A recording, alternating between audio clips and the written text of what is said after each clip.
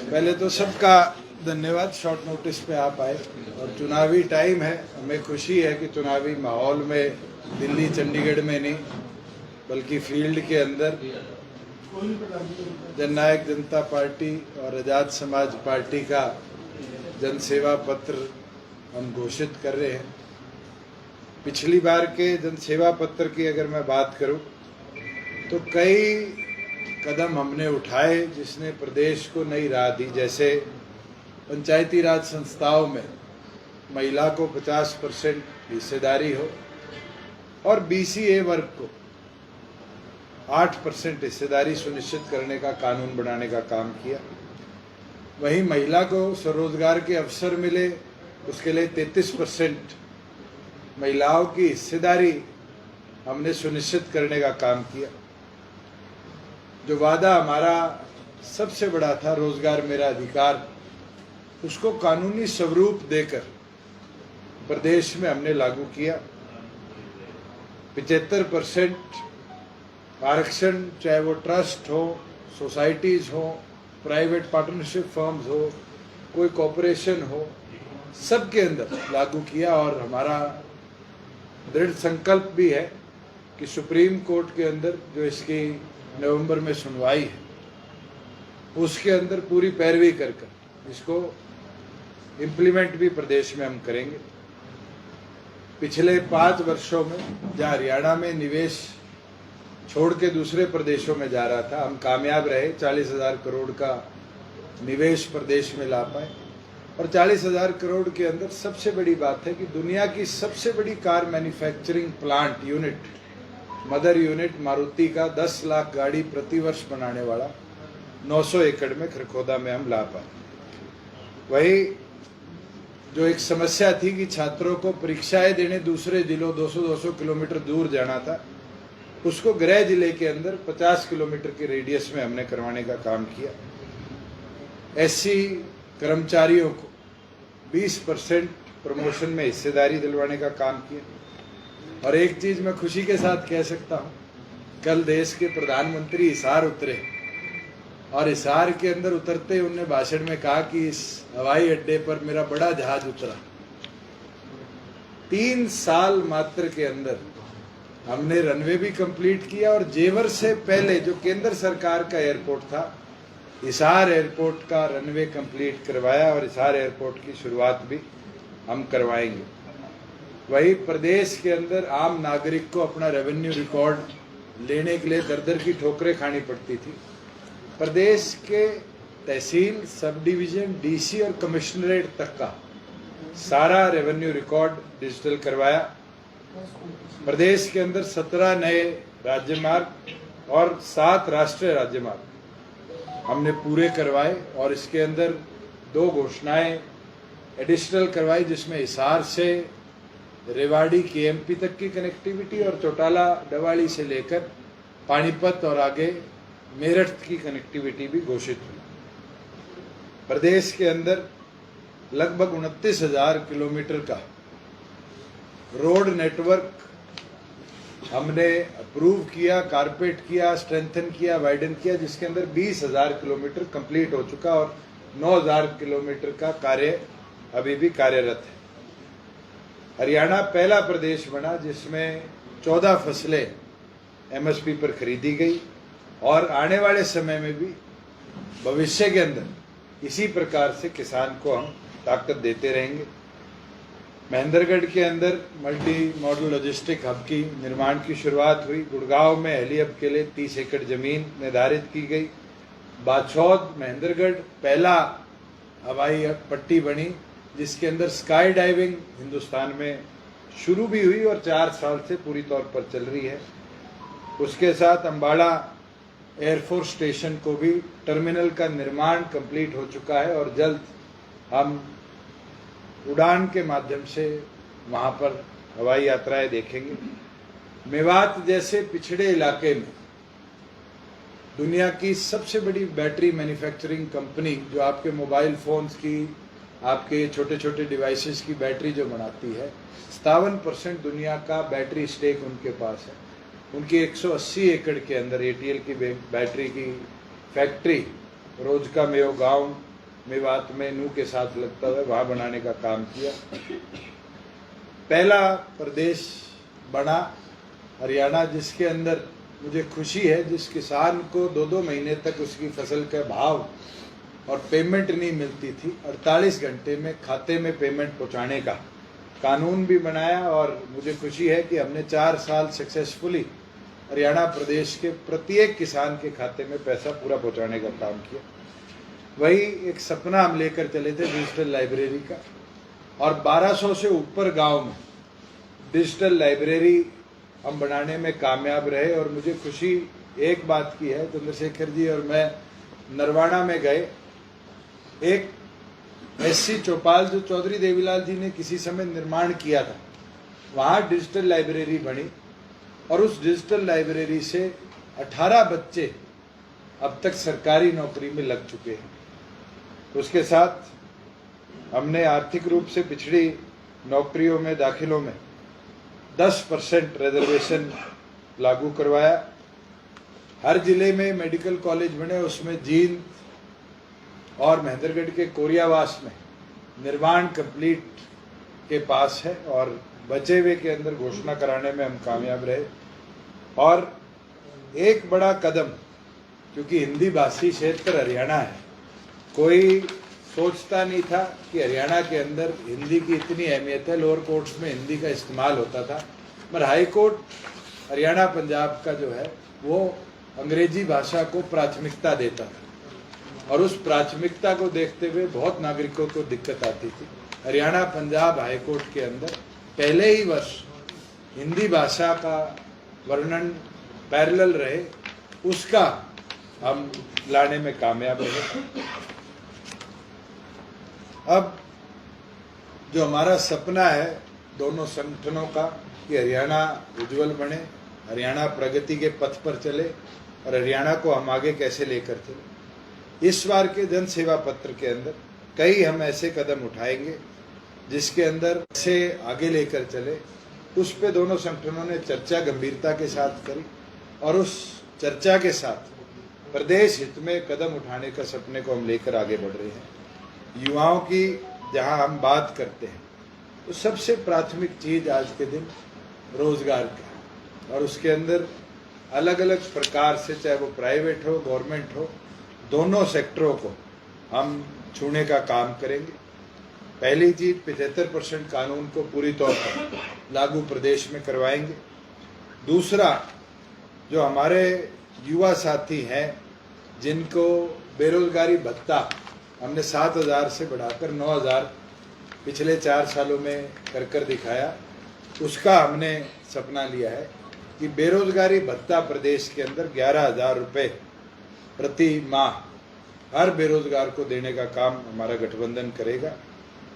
जहाँ ग्रामीण क्षेत्र के बच्चों को नौकरियों की बात है, चौधरी देवीलाल जी ने एक मुहिम शुरू, युवा साथी बारी बारी नौकरियों के एप्लीकेशन फॉर्म्स भरते हैं, और उन एप्लीकेशन फॉर्म्स के अंदर 500 रुपये, 1,000 रुपये, 2,000 रुपये अलग अलग फीस लगाई जाती है। 1 टाइम 100 रुपये हम युवा साथी के लिए फीस रखेंगे, तो सरकार के पोर्टल पर एक बार भर सकता है, और वो इतनी बार भी एप्लीकेशन फॉर्म डिजिटली भरे, उसके ऊपर अतिरिक्त बोझ उसके ऊपर नहीं रहेगा। अग्निवीर योजना जो देश में लागू हुई है, प्रदेश सरकार उसको बदल तो नहीं सकती, मगर उन युवा साथियों के लिए जो 4 साल देश सेवा में लगा कर आते हैं, 2 कदम हम उसके अंदर उठाएंगे। एक तो जिस तरीके से 10% पुलिस के अंदर आज रिजर्वेशन अनाउंस करी है, प्रत्येक विभाग में उन अग्निवीरों के लिए रिजर्वेशन लागू करी जाएगी कि वो डिसिप्लिन फोर्स से आए हैं, जो उनकी क्वालिफिकेशन है उसके अनुसार उनको रोजगार हम सुरक्षित कर पाए। और उसके साथ सिपाही जो 5 साल सेवा करके देश की आएगा, ड्यूटी करके आएगा, उसको कैसे जॉब सिक्योरिटी के साथ साथ एक मौका मिले आगे बढ़ने का, इसके लिए जितनी हायर एजुकेशन उनकी होगी, चाहे वो कॉलेज की हो, यूनिवर्सिटी की हो, और कैसे हमारा सिपाही ऑफिसर बने भविष्य के अंदर, वो सारी सुविधाएं उनकी प्रदेश सरकार गहन करने का काम करेगी। शिक्षा का सारा कॉस्ट प्रदेश सरकार चलाएगी। वही जो भर्ती प्रक्रिया है, इसके अंदर बारी बारी देखा जाता है कि अनशेड्यूल्ड एग्जामिनेशन प्रदेश में हमें देखने को मिलते हैं।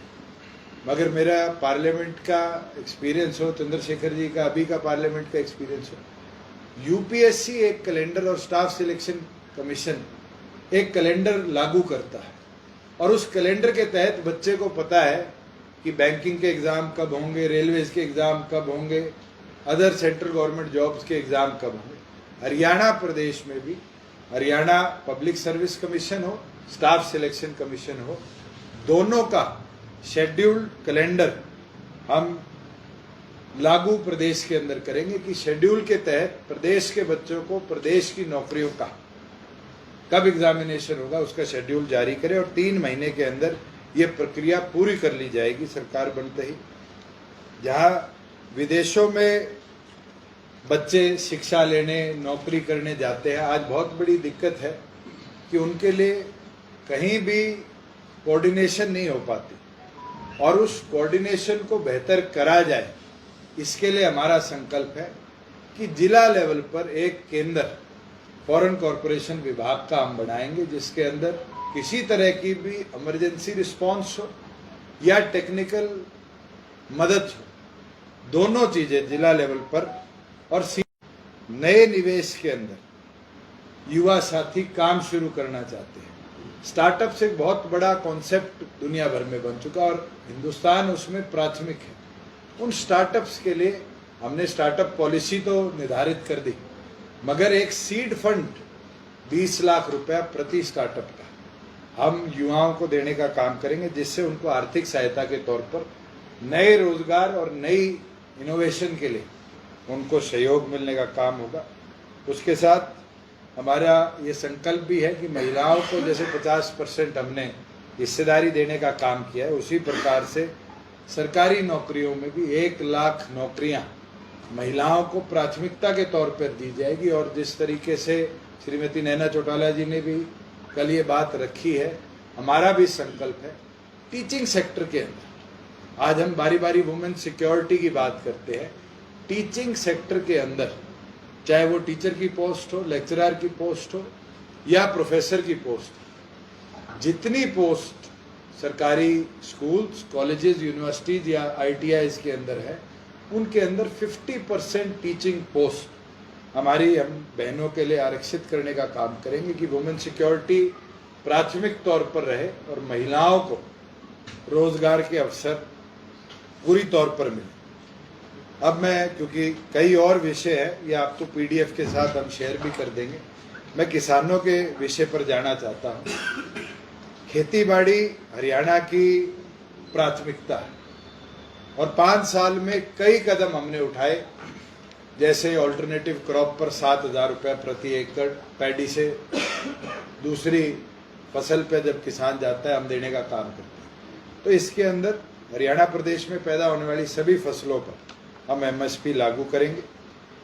जिस तरीके से 7,000 रुपया पहले क्रॉप कॉम्पनसेशन थी जब फसल खराब हो जाती थी, जो सरकार वहन करती थी, और जो फसल बीमा योजना में ना आने वाले किसान थे उसको हमने बढ़ाकर 15,000 और 12,500 रुपया खरीफ और रबी की फसलों पर करने का कार्य किया।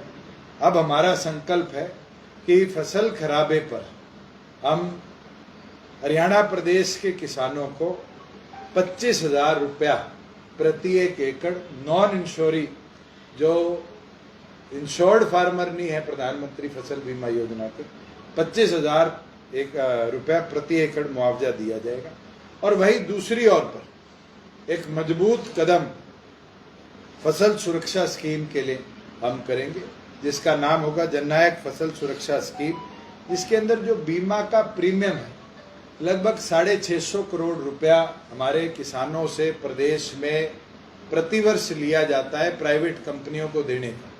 और प्राइवेट कंपनियां बारी बारी प्रतिबंध लगा देती है कि 1 दिन का डिले हुआ, कुछ घंटों का डिले हुआ या कट नहीं पाई, और बहुत से हमारे किसान प्रताड़ित होते हैं जो प्रीमियम भरना भी चाहते हैं। उसके लिए जननायक फसल सुरक्षा स्कीम हम प्रदेश में लागू करेंगे, जिसके अंदर प्रीमियम की जो फार्मर की राशि है उसको स्टेट गवर्नमेंट वहन करने का कार्य करेगी। उसके साथ हमने देखा है कई बार बिजली लगने से, करंट लगने से, कई बार सांप के काटने से, अलग अलग कारणों से हमारे किसानों की खेतीबाड़ी करते वक्त निधन हो जाता है। उसके लिए प्रदेश के अंदर जो उनके परिवार को इस आर्थिक दिक्कत के अंदर मदद मिले, 10 लाख रुपया आर्थिक सहायता की हम स्कीम लागू करेंगे। वही हर रोज नई टेक्नोलॉजी खेतीबाड़ी में आ रही है, जैसे ड्रोन्स एक बहुत बड़ा कदम है जो आने वाले दिनों में जैसे जैसे नैनो टेक्नोलॉजी यूरिया में आई, डीएपी में आई और फर्स्ट क्रॉप्स की चीज़ों में भी आएगी। इस तरह की आधुनिक कृषि यंत्रों के लिए 80% अनुदान हम लेकर आएंगे। वहीं किसान के लिए प्राथमिक चीज है उसके खेत तक पानी पहुंचे। माइनर मेजर तो रिपेयर हो जाती है मगर खाड़ रिपेयर नहीं करे जाते, और बहुत लंबी काडा मिकाडा के अंदर लाइनें लगी रहती है कि सुनवाई नहीं होती कि उनके खाड़ों पर काम हो। हमने ये फैसला लिया है कि प्रत्येक खाड़ को प्रदेश में जो रंग के हैं उनको पक्का किया जाएगा, और पक्के के साथ साथ जो कांग्रेस रिजीम में 20 वर्षों का प्रतिबंध लगाया गया था कि एक खाड़ बढ़ने के बाद 20 वर्षों तक सरकार उसमें ना रिपेयरिंग का काम करेगी ना रीमॉडलिंग का काम करेगी, इसको बदलकर तुरंत 5 साल 2 चीजें हम इसमें कदम उठाएंगे। पहली, अगर किसी का खाड़ किसी कारण टूट जाता है तो 10 वर्ष के बाद उसको रिपेयर करने के लिए सरकार अनुदान देगी, और अगर पूरी तौर पर रीमॉडल करना पड़ता है तो 20 वर्ष के प्रतिबंध को कम कर 15 वर्ष करने का काम किया जाएगा। कई जगह कोविड के बाद हमने नए एक्सपेरिमेंट्स करे थे, जिसके अंदर परचेज सेंटर 200-250 से बढ़ाकर 1800 करे, और आज के दिन वो परचेज सेंटरों की मात्रा जो है वो हरियाणा प्रदेश में 400 के लगभग है। मगर बहुत से ऐसे सब यार्ड और मंडियां हैं जिनके अंदर अभी तक शेड का निर्माण नहीं होता। तो हमारा संकल्प है सभी अनाज मंडियों में और खरीद केंद्रों पर शेड की व्यवस्था होगी कि बेमौसम बारिश के कारण किसी भी किसान की फसल खराब ना हो। आज के दिन मशरूम की खेती पर बिजली के अंदर 2 रुपये यूनिट की सब्सिडी दी जाती है, मगर लेटेस्ट टेक्नोलॉजी में पॉली हाउसेज के अंदर भी हाइड्रोफोनिक्स जैसी टेक्नोलॉजीज का इस्तेमाल हो रहा है, और नए एग्रीकल्चर एक्सपेरिमेंट्स हो रहे हैं जहाँ कोल्ड हाउसेज और पैक हाउसेज लग रहे हैं। हमारे हैचरीज हैं, हरियाणा बहुत बड़ी मात्रा के अंदर पोल्ट्री फार्मिंग भी करता है, फिशरीज है। इन सब के लिए 2 रुपये अनुदान का प्रावधान हम करेंगे, और फल और सब्जियों की खेती के लिए और उनकी स्टोरेज के लिए भी विशेष सब्सिडी की योजना हम लाने का काम करें। एक विषय जो गांव में घूमते हुए आया कि आज हम गाड़ी लेते हैं तो कोलेट्रल जो हम साथ में जमा कराते हैं वो गाड़ी होती है, मोटरसाइकिल लेते हैं तो कोलेट्रल मोटरसाइकिल होता है। मगर एक मार किसान पर है, और वो मान है कि जब वो ट्रैक्टर लेता है 5 से 10 लाख के बीच में आज के दिन एवरेज ट्रैक्टर की वैल्यू है, और 5 से 10 लाख के ट्रैक्टर के बदले में उसको 2 एकड़ जमीन गहन करनी पड़ती है उस कंपनी को जिससे उसको पैसा मिल रहा है। प्रदेश के अंदर हमारे किसानों के लिए उस शर्त को जो 2 एकड़ जमीन गहन करने की है कोलेट्रल के तौर पर, उसको पूरी तौर पर समाप्त करने का कार्य करेंगे। उसके साथ जो हमारे खेती के ट्यूबवेल का कनेक्शन है, हरियाणा प्रदेश के अंदर 2018 के 23 में जाकर कनेक्शन मिले, इसकी भी समय सीमा बनाने का काम करेंगे कि किसान को ट्यूबवेल की अवधि जो है वो सीमित समय में मिलने का काम करे। उसी तरीके से किसान के खेत के ट्रांसफार्मर खराब हो जाते हैं, और बहुत बार देखा गया है कि किसान पीड़ित होकर दर की ठोकरें खाता है मगर सुनवाई नहीं होती। इसका ऑनलाइन मैकेनिज्म हम बनाने का काम करेंगे, और उस ऑनलाइन मैकेनिज्म के माध्यम से किसान को सीमित समय के अंदर या तो उस ट्रांसफार्मर को रिपेयर किया जाए, नहीं होता तो उसकी रिप्लेसमेंट इमिडिएटली का प्रोविजन हम बनाने का काम करेंगे। वहीं जो आवारा पशुओं की समस्या है, कई कदम हमने उठाए। जैसे पिछले साल एक्साइज के अंदर 400 करोड़ रुपया सेस के माध्यम से हमने एकत्रित किया कि पशुधन को सहारा मिल जाए।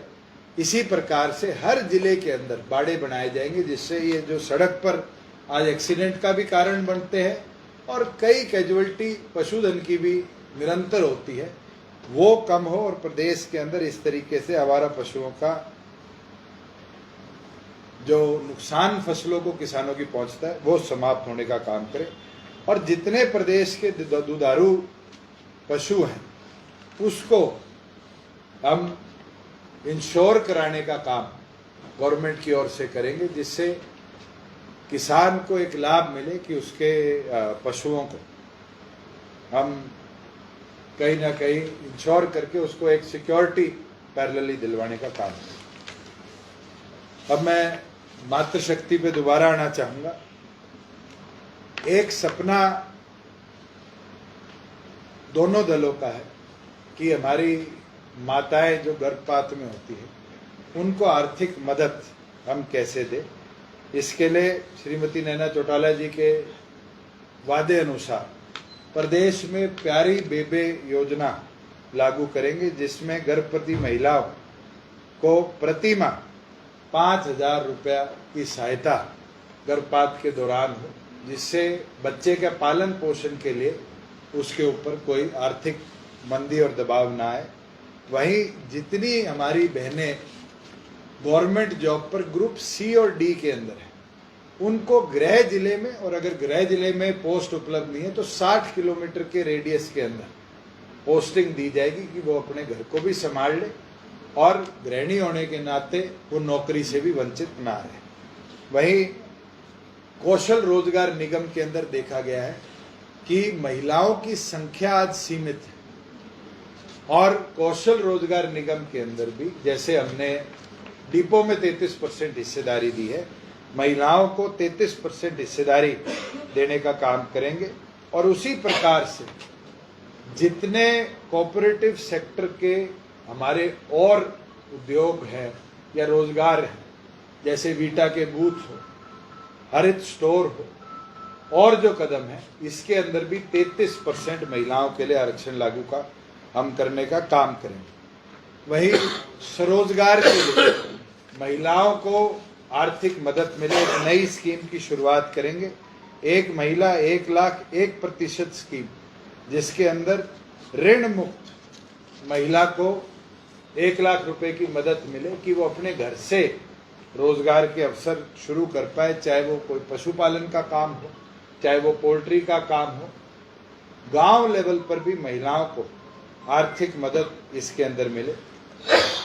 विधवा एवं अकेली जो माँ है, उनके बच्चों को पढ़ाने का आर्थिक बोझ बहुत बड़ा होता है और वो नौकरी कई बार नहीं कर पाती क्योंकि घर का जिम्मेवारी उसके कंधों पर ज्यादा पड़ती है। उनके बच्चों की हायर एजुकेशन तक की पूरी खर्च जो है वो सरकार वहन करेगी। ऐसी स्कीम हम प्रदेश में लाने का काम करेंगे। और गरीब परिवारों का मुझे खुशी है कि हमने कदम उठाया था Haryana labour welfare construction labour welfare board में, जहाँ 1% सेस इकट्ठा होता था और प्रदेश सरकार पे लगभग 3800 करोड़ रुपया पड़ा था। उसके अंदर हमने स्कीम शुरू करी थी कि बेटियां जो 12वीं पास होंगी उनको स्कूटी दी जाएगी। उसको बीपीएल के अंदर भी प्रदेश में हम लागू करेंगे कि कोई भी गरीब बच्चा किसी वर्ग का आता, अगर वो 12वीं छात्रा पास करती है तो उसको स्कूटी का हम सहारा देने का काम करें। अब मैं समाज कल्याण पे आना चाहूँगा, जो प्रदेश की एक रीढ़ की हड्डी है। बहुत बड़ा वर्ग प्रदेश का है आशा, आंगनवाड़ी वर्कर और मिड डे मील वर्कर। ये 3 ऐसी स्कीम केंद्र सरकार की चल रही है जिसमें महिलाएं बढ़ चढ़कर काम करती हैं। आज बारी बारी हम धरने देखते हैं कि हमारी जो आर्थिक स्थिति है वो कमजोर है और हमसे काम बहुत ज्यादा लिया जाता है। इसके लिए हमने ये फैसला लिया है गठबंधन के तौर पर कि आशा, आंगनबाड़ी और मिड डे मील वर्कर, इनको जो हमारा आज बेसिक पे 21,000 का है उसके बराबर प्रति माह मिले, इसको इंश्योर करने का उनका मानदेय 21,000 रुपये प्रति माह हो, इसका हम वादा करते हैं। सबसे महत्वपूर्ण चीज बुढ़ापा पेंशन हरियाणा प्रदेश के लिए, हमारा वादा पिछली बार भी रहा था और हरियाणा प्रदेश देश में अव्वल रहा है, जिसके अंदर हमने बुढ़ापा पेंशन को 3,000 रुपये 4 सालों में 250 रुपये कर पहुंचाया। आज किसी भी राज्य में 1500 से ऊपर बुढ़ापा पेंशन नहीं है। दिल्ली दूसरे नंबर पर है और मध्य प्रदेश आज 1,000 रुपये देता है, घोषणा 1500 की है। हमारा राजस्थान जो हमसे लगा हुआ है 700 रुपये देता है, उनकी घोषणा शायद 1000 या 1200 की। उसको गवर्नमेंट बनते ही 24 घंटे के अंदर 5100 रुपये हम पहुंचाने का काम करेंगे।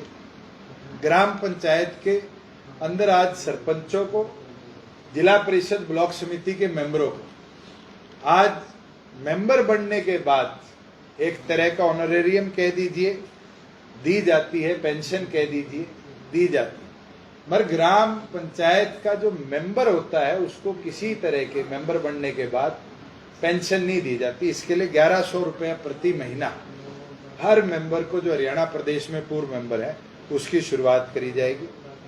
सिख धर्म के हमारे जितने गुरु, उनके हर वर्ष गुरु पर्व जितने होंगे उनके लिए विशेष आयोजन हम प्रदेश में लागू कराएंगे। श्रद्धालुओं के लिए ननकाना साहब जी जो पाकिस्तान में है, 2 बार यात्रा होती है, उसके लिए विशेष प्रदेश के अंदर हम शुरुआत करेंगे स्कीम के तहत कि हमारे प्रदेश के श्रद्धालु भी भारी मात्रा में वहाँ जाकर अपने गुरुओं को नमन कर पाए। प्रदेश के अंदर हर जिले में अंबेडकर भवन और अंबेडकर छात्रावास का निर्माण किया जाएगा, जिसके तहत जो गांव से गरीब बच्चा शहर में पढ़ाई करने, कॉलेज की या ट्रेनिंग करने जाता है, उस पर आर्थिक बोझ पीजी का और का रहता है, उस बोझ का उसके माता पिता पर बर्डन ना पड़े, इसलिए प्रत्येक जिले के अंदर निर्माण अंबेडकर भवन और अंबेडकर छात्रावास के होंगे। और सिंगल विंडो प्रणाली के तहत जितनी सरकारी योजना है उन भवनों से भी हम आगे लेकर चलेंगे। कौशल रोजगार निगम के अंदर आज SC-BC साथियों के लिए आज रिजर्वेशन नहीं है, उसको हम पूरी तौर पर लागू करेंगे और हर सब डिवीजन लेवल पर अंबेडकर छात्रावास का निर्माण किया जाएगा। जितने हमारे BPL परिवार हैं, आज उनके पास कई जगह बच्चे 2 हो जाते हैं, मकान एक रहता है, व्यवस्था नहीं बढ़ पाती, तो एक विशेष स्कीम डॉक्टर भीमराव अंबेडकर के नाम पर हम शुरू करेंगे, जिसके तहत शहर में और गांव में 100-100 गज के प्लॉट और 100 गज के प्लॉट के साथ निर्माण के लिए आर्थिक मदद हमारे SC वर्ग के लोगों को मिले, उसके लिए स्कीम प्रदेश में लागू करेंगे, SC-BC साथियों को मिले। इसके साथ कुम्हार समाज को एक जो ये माटी के काम करते हैं, माटी कला बोर्ड बनाया गया, मगर माटी कला बोर्ड के तहत आज उनको मिट्टी नहीं मिलती। तो हमारे गांव में पंजवा की जमीनें हैं, वो पंजवा की जमीनें जैसे वक्फ बोर्ड के अंदर जमीन बोर्ड के अधीन है, जितनी पंजवा की जमीनें हैं उनको माटी कला बोर्ड के तहत सौंपी जाएगी, जिससे जो हमारा कल्चर है उसको हम अपलिफ्ट कर पाए। उसके साथ जिन जिन गांव में आज SC चौपाले नहीं है, वहां पर डॉक्टर भीमराव अंबेडकर भवन का निर्माण किया जाएगा। कर्मचारियों के लिए OPS स्कीम को दोबारा प्रदेश के अंदर हम लागू करने का काम करें। सभी कर्मचारी चाहे वो कॉन्ट्रैक्चुअल क्यों ना हो, उनको कैशलेस मेडिकल सुविधा प्रदेश के अंदर मिले, इसके लिए विशेष योजना की शुरुआत करी जाएगी। और जो एक्सग्रेशिया पे आज प्रतिबंध 52 साल का है, जब तक चाहे 58 हो चाहे 60 हो, जब तक कर्मचारी नौकरी में है और अगर उसका निधन हो जाता है तो एक्सग्रेशिया स्कीम उसके लिए लागू करी जाएगी। ड्यूटी के समय वीरगति प्राप्त करने वाले अर्धसैनिक बलों को, जो हमारा सैनिक अर्धसैनिक बोर्ड है, उसके तहत सेना के जवानों के बराबर शहीद का दर्जा देने का काम किया जाएगा। और प्रदेश की तरफ से हमारा शासन आने के बाद केंद्र सरकार को हम रिकमेंडेशन देकर भेजेंगे कि जल्द 8वें वेतन आयोग की गठन किया जाए, जिसके तहत कर्मचारियों का भला हो। और एक जो छोटे दुकानदार हैं, छोटे दुकानदार को आज के दिन आर्थिक तौर पर एक सीमित मदद मिलती है। और कई बार इंसिडेंट देखे गए हैं कि शॉर्ट सर्किट के कारण हो या कोई और कारण हो, उनकी छोटी दुकान में और जगह दुर्घटना के तहत नुकसान हो जाता है। उसके लिए विशेष इंश्योरेंस स्कीम प्रदेश में हम लागू करेंगे, जिसके तहत हमारे दुकानदार साथियों को भी आर्थिक तौर पर नुकसान के लिए भरपाई जो है वो इंश्योरेंस स्कीम के तहत हम करा पाए। कई ऐसे विषय भी हैं जो मैं टच नहीं कर पाया हूँ, जैसे डिजिटल लाइब्रेरी का निर्माण है। डिजिटल लाइब्रेरी का निर्माण प्रदेश के अंदर आज 1200 साढ़े 1200 गाँव में हम करा पाए हैं या अभी निर्माणाधीन है। उसको बढ़ाकर सभी 6800 गाँव के, पंचायत नहीं 6300 पंचायतें हैं, 6800 गाँव, 6800 के 6800 गाँव के अंदर हम प्रदेश में डिजिटल लाइब्रेरी का निर्माण करेंगे। जो हमारे सिटिंग सरपंच, पंच, जिला परिषद, ब्लॉक समिति के मेंबर हैं, इनके लिए सरपंचों के लिए 8,000 रुपये प्रतिमाह, पंच के लिए 3,000 रुपये प्रतिमाह, पंचायत समिति के सदस्य जिनको ब्लॉक समिति के सदस्य कहते हैं 5,000 रुपये प्रतिमाह, और जिला परिषद के मेंबरों को 10,000 रुपया प्रतिमाह दिया जाएगा ऑनरेरियम के तौर पर, जिसके तहत उनके जो दिन भर के कार्य रहते हैं, खर्चे रहते हैं, उनमें उनकी आर्थिक मदद हो। प्रदेश के अंदर व्यापारी कल्याण बोर्ड तो बन गया, मगर उसको आने वाले समय में व्यापारी कल्याण आयोग का दर्जा हम देने का काम करेंगे, जिसके अंदर अधिकार उनके बढ़े। उसके तहत कई ऐसे कदम है, जैसे आज के दिन दोनों किडनी फेल हो जाती है और परिवार पे रेगुलर डायलिसिस का एक बहुत बड़ा आर्थिक बोझ बनता है। उन पेशेंट्स को भी जो हमारी वृद्धावस्था पेंशन है उसके बराबर पेंशन देने का काम करेंगे।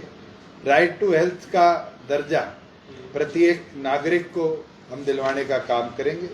गंभीर बीमारियों से जो पीड़ित लोग हैं, जैसे पीछे हम कामयाब रहे कैंसर के स्टेज 4 के पेशेंट को पेंशन देने में, जो दवाइयाँ हैं उनको पहुँचाने के लिए, मगर गंभीर बीमारियों से पीड़ित लोगों को भी आर्थिक सहायता देने का काम करेंगे।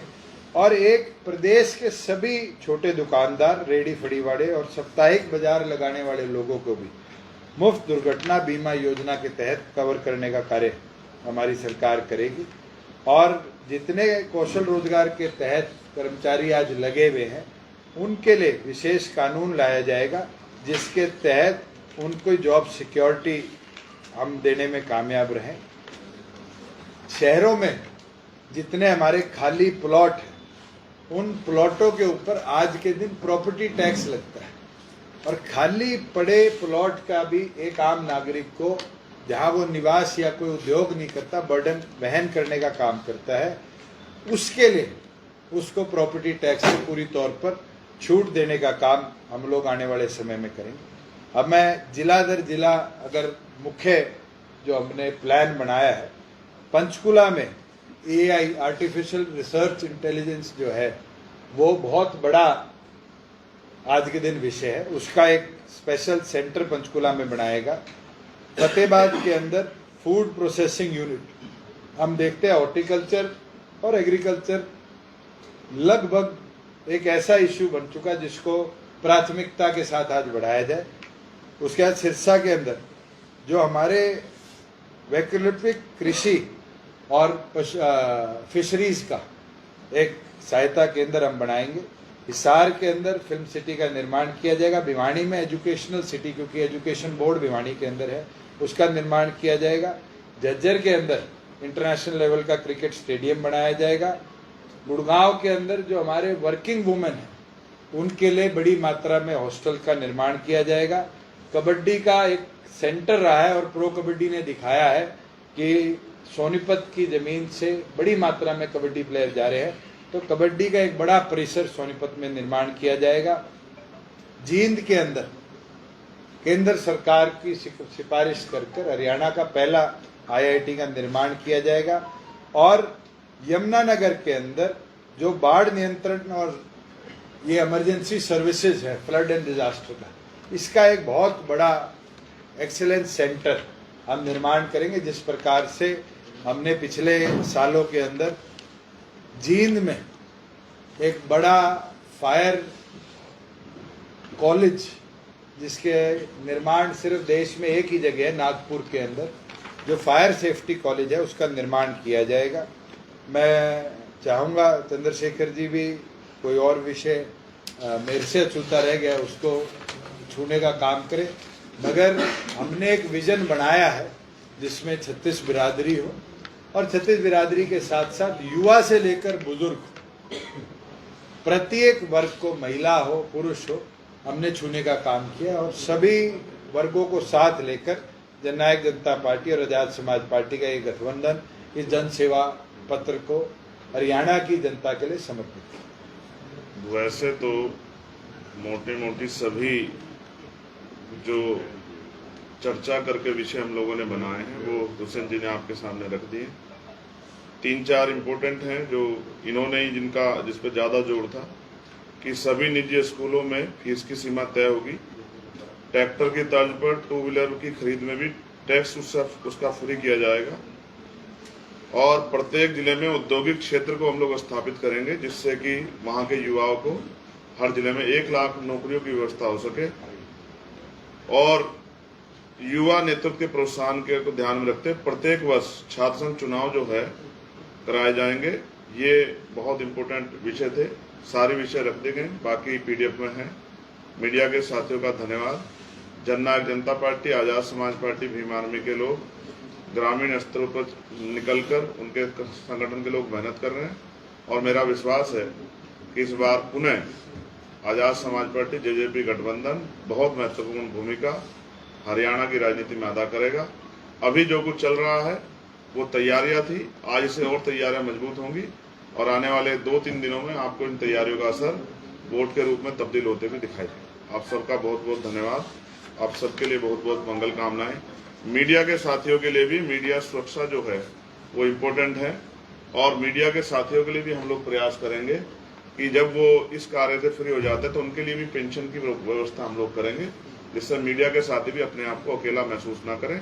वो भी हमारी तरह संघर्ष करके हमारे विषयों को जनता के सामने रखते हैं, उनका काम भी सराहनीय है और मैक्सिमम हमारा प्रयास युवाओं पर रहेगा कि युवा अपने आप को अकेला महसूस ना करे और उसका मनोबल ना गिरे, वो अपने जो लोग पढ़े लिखे हैं उनके रोजगार की जल्दी जल्दी व्यवस्था हो, इसमें हमारा फोकस रहेगा। धन्यवाद। एक चीज और मैं ऐड कर दूं जो हम रहेगी, हमने कंस्ट्रक्शन लेबर वेलफेयर बोर्ड से एक स्कीम शुरू करी थी जिसमें रजिस्टर्ड लेबरर्स के बच्चों को UPSC स्टाफ सिलेक्शन की तैयारी के लिए आर्थिक मदद दी जाती है। शायद आप लोगों में से भी किसी को नहीं पता कि एक गरीब registered construction labour welfare board के वर्कर के बच्चे को 1 लाख रुपए की आर्थिक सहायता दी जाती है। उस स्कीम को हम सभी BPL परिवारों के लिए भी लागू करेंगे कि गरीब का बच्चा भी शहरों में जाकर माँ बाप पे आर्थिक बर्डन ना डालता हुआ अपनी हायर एग्जामिनेशन की तैयारी करे। और मुझे खुशी है चंद्रशेखर जी ने मीडिया के साथियों की बात करी, ये सभी मीडिया के साथी भी जानते हैं अगर 10,000 रुपये की पेंशन को 11,000 रुपया करने का वादा बीजेपी लेकर आई तो मैंने अड़के उसको 10,000 से सीधा 15,000 रुपया करवाया था। और देश में इकलौता प्रदेश हरियाणा है जिसमें इतनी बड़ी वैल्यू के साथ हमारे जो रजिस्टर्ड इम्पैनल्ड पत्रकार हैं उनको आर्थिक मदद दी जाती है। मगर इसके साथ साथ क्योंकि आप लोगों की मूवमेंट बहुत एक्सटेंसिव रहती है, आप पूरा दिन फील्ड के अंदर कवर करते, जितने हमारे रजिस्टर्ड साथी हैं पत्रकार, उनके लिए इंश्योरेंस स्कीम हमने लिखी हुई है, मगर मैं बोलनी भूल गया। इंश्योरेंस स्कीम हम लेकर आएंगे कि अगर आपकी दौरान आप कवरेज कर रहे हैं या अपने पत्रकारिता के कार्य पर निकले हैं, कोई दुर्घटना हो जाती है तो आपके परिवार को आर्थिक सहायता के लिए प्रदेश की तरफ से एक योजना हम लागू करेंगे। एक निवेदन मैं सभी साथियों से कर लूँ, क्योंकि हमने फरीदाबाद 11:30 पहुँचना था, 11:15 हो चुके, तो पीडीएफ वर्जन आप सबको हम सर्कुलेट कर देंगे और पीडीएफ के माध्यम से विवरण भी एक एक स्कीम का आपको आज ही उपलब्ध हो जाएगा। आप सभी आए, आपने हमारा साथ भी दिया, आप लोग लोकतंत्र के अंदर एक महत्वपूर्ण हिस्सा हो जो हमारी बात को प्रदेश के प्रत्येक नागरिक तक पहुंचाने का आज काम कर रहे हो। मैं आप सबका धन्यवाद करता हूं।